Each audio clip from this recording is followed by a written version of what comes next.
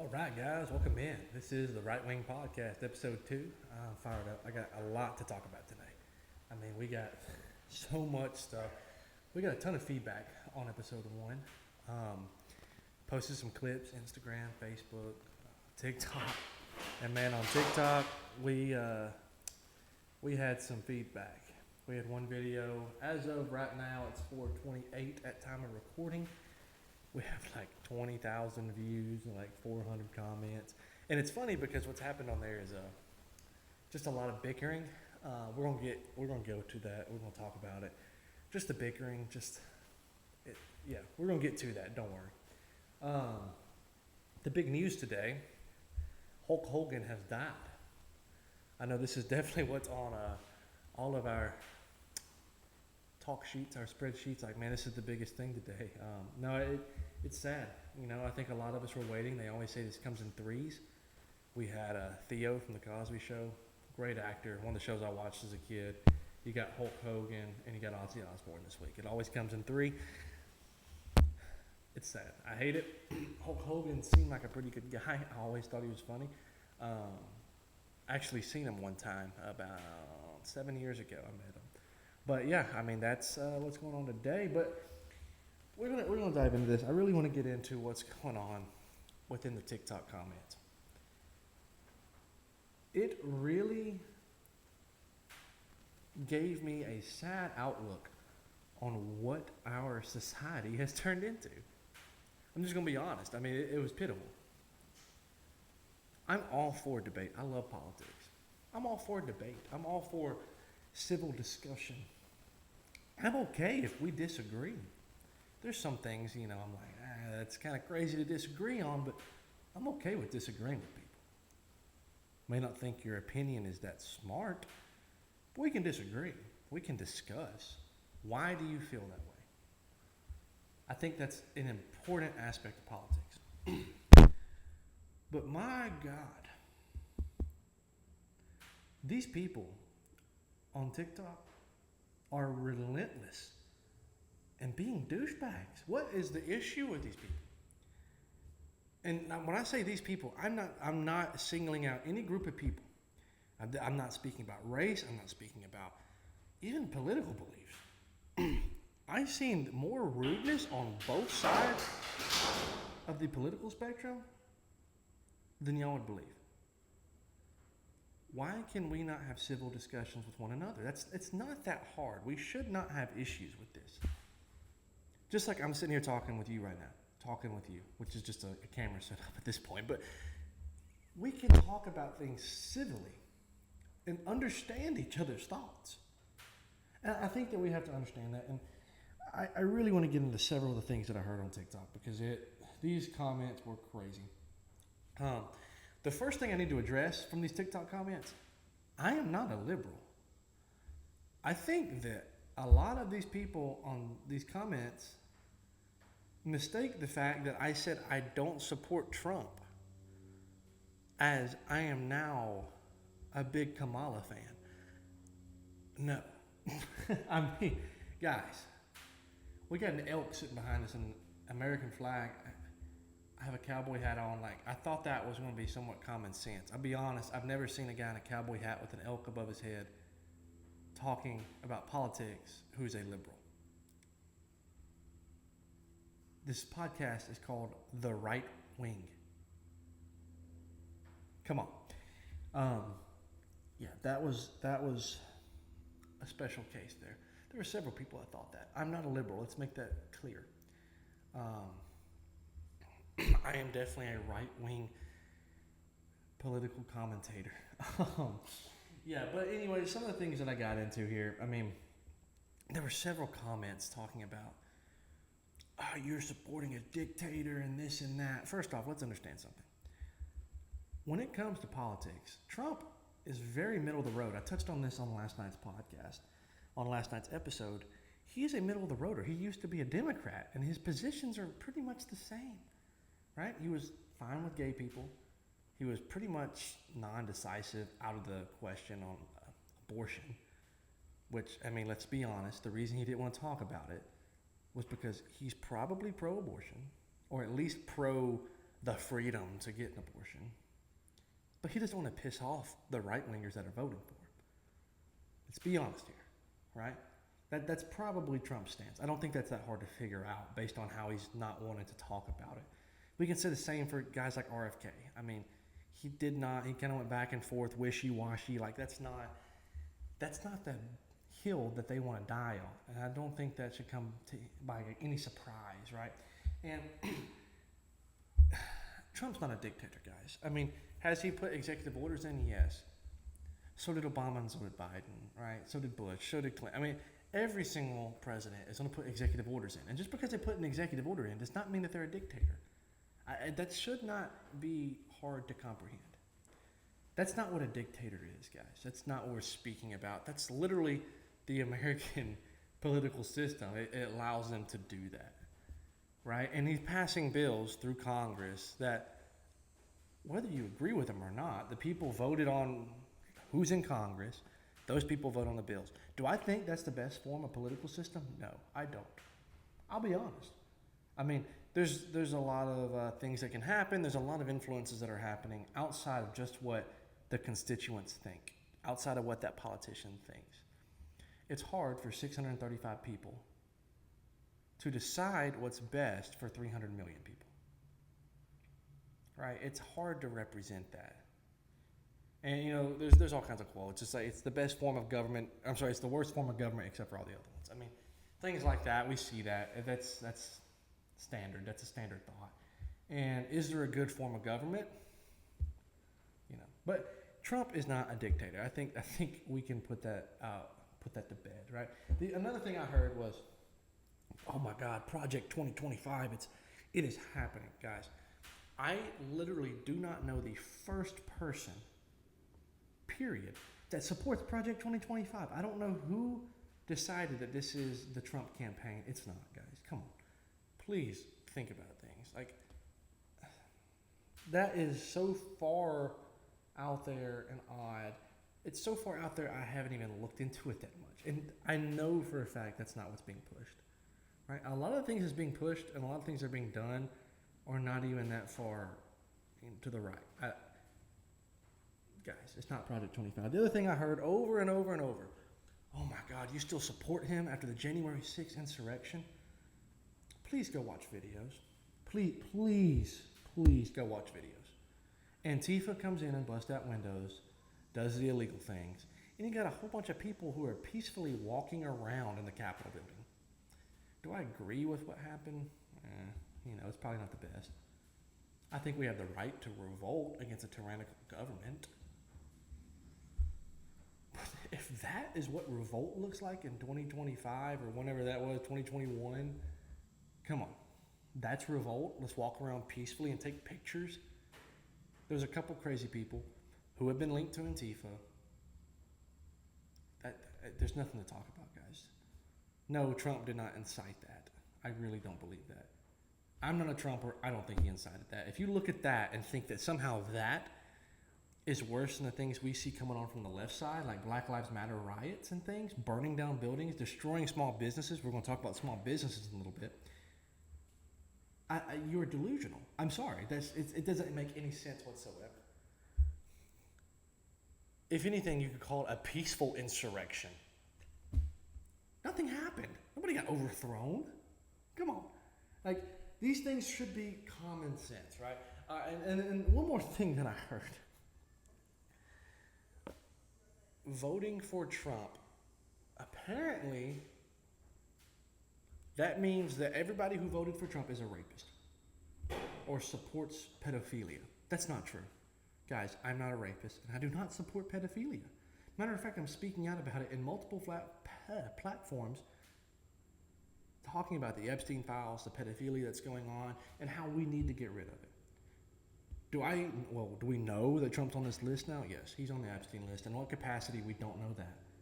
But so are your favorite Democrats. So are your favorite Republicans. So are your favorite political figures, more than likely. All of your favorite movie stars. Like, come on.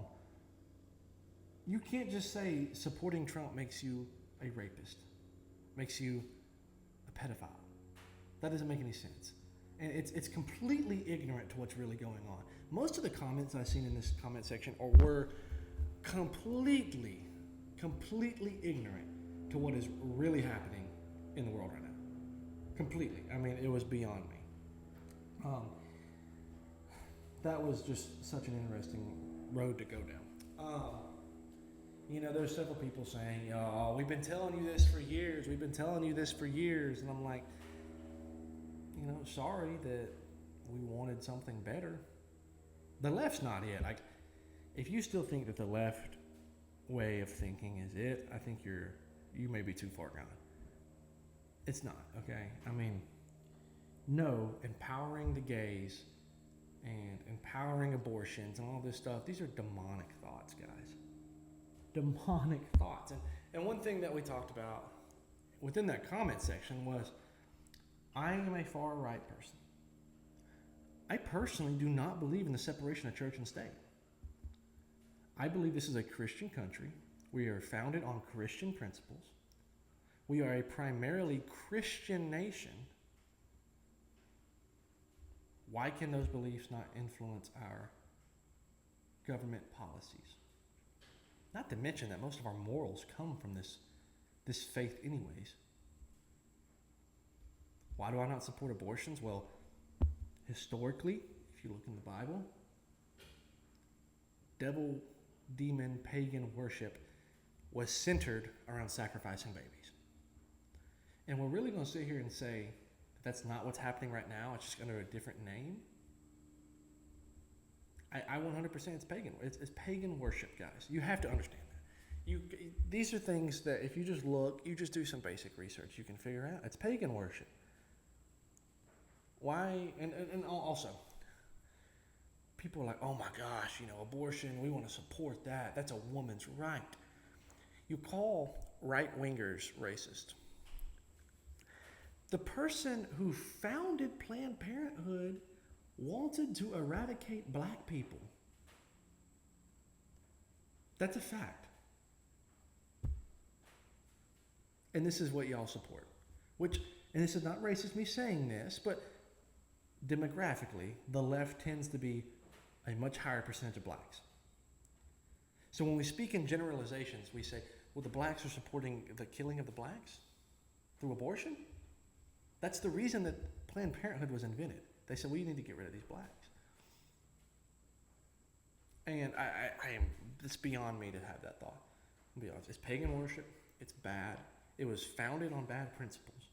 Why would we support that? Why are we going to be like, I support abortion. I'm such a great person. No, you're not. That's babies being dead. And then the backlash is, well, if you're against abortion, then you should believe in adopting babies. I do. The adoption process is incredibly difficult. This is coming from someone who, me and my wife are battling infertility right now. Right? We're going through IVF, trying to have a baby. We've looked at the possibility of adopting.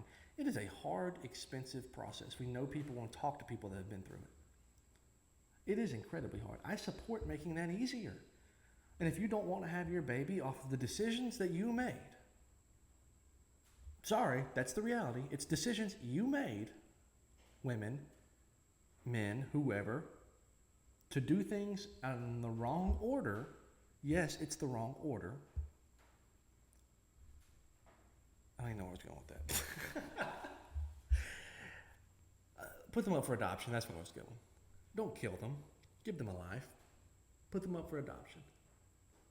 People like me and my wife would absolutely love to take care of your baby. We would love to raise your son or daughter. And I mean that sincerely. Right? We love kids, and trying to have a kid has taken a toll on us. It really has. And you see the sides of these things, right? So, no, I don't support abortion. That should be stated. I think it's demonic. That's part of being a far right winger, in my opinion. That's part of Christian principles in politics. I think that's fine. No, I'll say it right now. I don't support gay people. I don't. I'm very anti-gay. I think the Bible's very clear about it. And if we really want to get religious and I start speaking religiously, there's plenty of verses that go to support this claim, right? I personally don't believe you can be gay and be a Christian. When I say that, I mean actively gay. You cannot be actively gay and be a Christian, because if you're a Christian that actively gay, temptation, you're going to feel guilt over because it's a sin. That's religion. I don't believe it has any place in modern society. You look at nations in the past. You look at Sodom and Gomorrah, burnt up. Look at Rome. We all know what happened to Rome. It's in pretty bad shape, ain't it? It's not even existing anymore in the way that it was because of corruption from the inside, specifically sexual corruption. I'm against sexual immorality. Just like I said with abortion. It's your decision to do things out of order. The correct order, which leads to prosperity, this is proven. Get a degree, get married, then have kids. At least graduate high school. Get married, have kids. I think the numbers are like 95% of people who do it in that order are not below the poverty line. Is that a crazy thing to think, hey, maybe that's the right order that God designed? Come on. It's not that hard to think through. Sorry about that. Anyways, continuing on. Another thing with being in far right, I want to talk about economics. I will admit, these people in the comments were sending me some very good links, and I looked into them.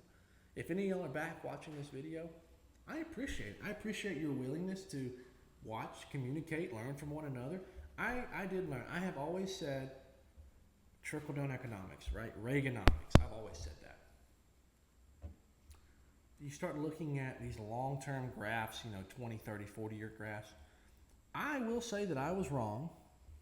Trickle-down economics has not worked for, I'm going to say, the bottom half of society very well. Right? It hasn't been shown to raise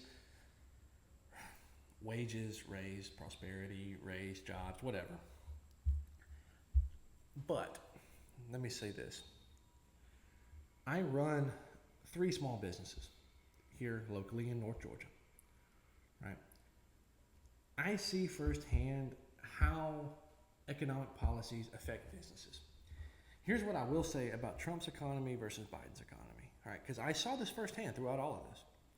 Things were much easier and better Trump's first term, and they're getting better now. The businesses around here do have more confidence in the economy when a Republican president is in than when Biden was in. That is firsthand experience of what's going on right now. Now, are we going to talk about all the corporate tax cuts and then we turn around and give that money to Israel and to Ukraine and things like that, but yet we can't afford other things? I think there's issues there. I do. But primarily, what my economic policy will always be is we need to support small businesses. These corporations are taking out small businesses, and that's an issue. I don't like large corporations because it leads to corruption. Look at the large corporations that run our food supply, that run our manufacturing, that run every aspect of life. 100 years ago was not large corporations. The biggest company was what, Ford, making cars? Like that was where, to me, like where industrialization started. And even then it was a pretty small operation.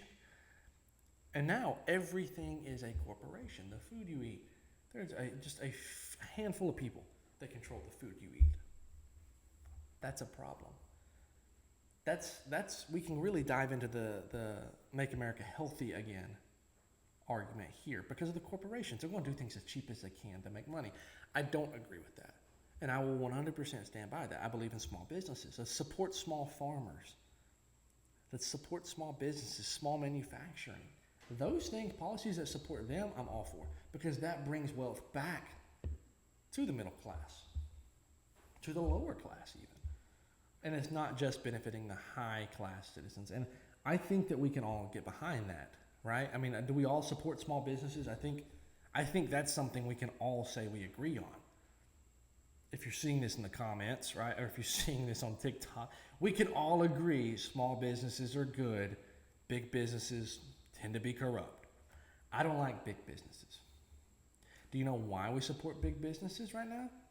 It's because Trump took money from them. That's a simple thing to understand. He needed money.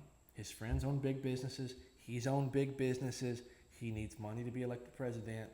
Guess what? They get favors. It's not a big surprise. And sadly, that is how politics work. There's so much money involved in politics, which leads to corruption. What does the Bible say? For the love of money is the root of all evil. That's there. That's what happens. And there's a lot of people in government that love money. I don't agree with that. Stating that right.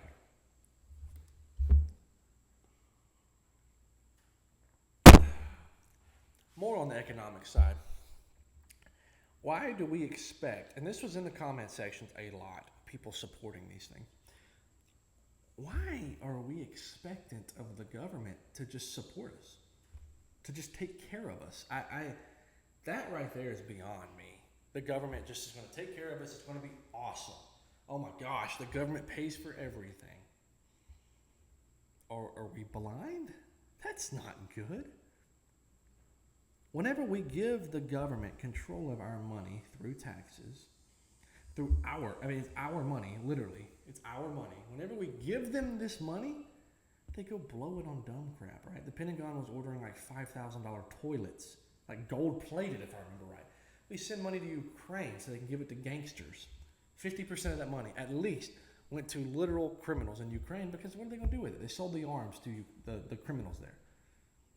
That was our money. $3.8 billion a year to Israel defense. Why are we giving them that? So they can bomb more kids? Yeah, I am anti-Israel. I'm also anti-Palestine. Let's just get that straight. But I will say what's going on over there is a genocide. I'm not afraid to say that. So why do we think and why do we trust the government to take care of our money? I will never understand that. This started with FDR. This started with his policies, the Great Depression, and then you get these lifetime, I'll vote Democrat till I die. No, that's the stupidest thing I've ever heard in my life. His policies, letting the government control your money, Social Security, right? All those things. These are terrible programs. And I understand that older people right now rely on the Social Security. But my personal take on this is, why is the government doing this? Do you know how much more money these elderly people would have had if instead of having to give it to the government, they just put it in a basic stock with a 10% compounding interest on average? Even 8%, they would have exponentially more money than what they got back from the government in Social Security. I know so many people on Social Security right now that are like, I don't even have enough money to pay my rent hardly. They're having to go work more. 75 years old, still working because Social Security doesn't pay it. And you think that we're going to get our Social Security back? That was a stupid program. Because FDR understood that the population grows. It's constantly growing. And Social Security itself is built upon the fact that it has to keep on going to work. And you're going to piss somebody off the second you stop it. So how do you stop it?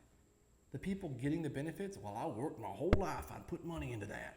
I need my Social Security.